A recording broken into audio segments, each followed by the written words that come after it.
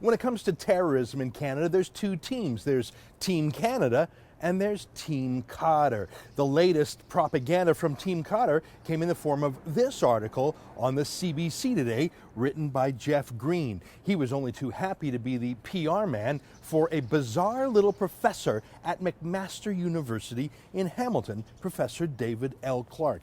The headline says it all. Omar Khadr offered a seat in McMaster class by professor.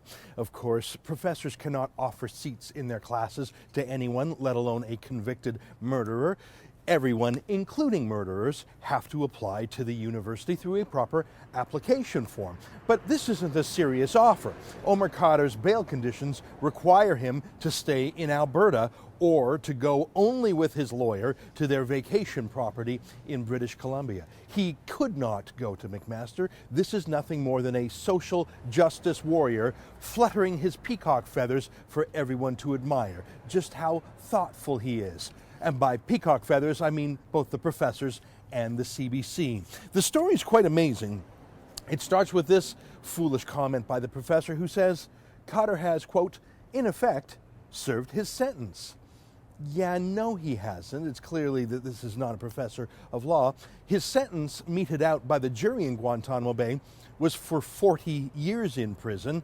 But even the plea deal that he struck with Obama, unbeknownst to that jury, saw him serve 8 years. And even if you reduce that by parole, he is not yet on parole. He's out on bail. He has not served his sentence. But, you know, that's just a little factual detail. Doesn't matter when you're showing what a social justice warrior you are.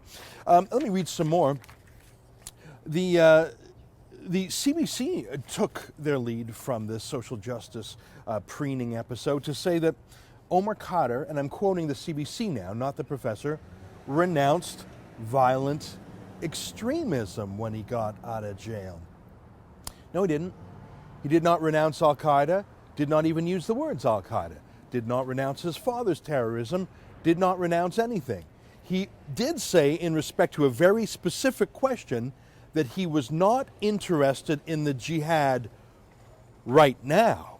That's hardly renouncing jihad as wrong or immoral or something he regretted. He just said he doesn't believe in the jihad right now. Here, take a look at the clip. It's not something I believe in right now.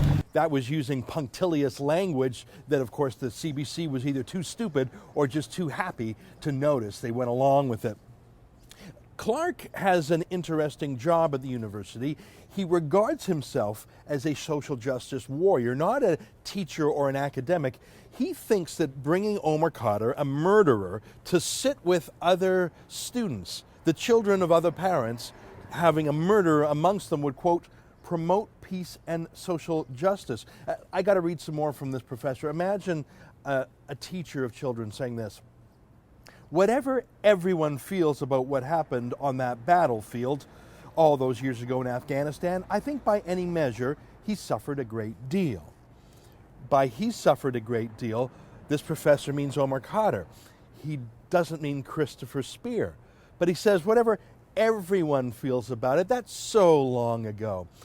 Really, do you think it's long ago for Christopher Speer, the murder victim of Omar Khadr, for Christopher Speer's widow? Do you think it feels like so long ago and she's gotten over it now? Do you think the two fatherless children, Tabitha and Tanner, have gotten over losing their dad to a murderer? Hey, is there a single professor in all of Canada who would suggest giving free school admission to the kids of the murder victim, to Tabitha and Tanner? See, here you have a professor glossing over a murderer and terrorist, saying it's all welcome, and as a show of our morality, let's give the murderer free school.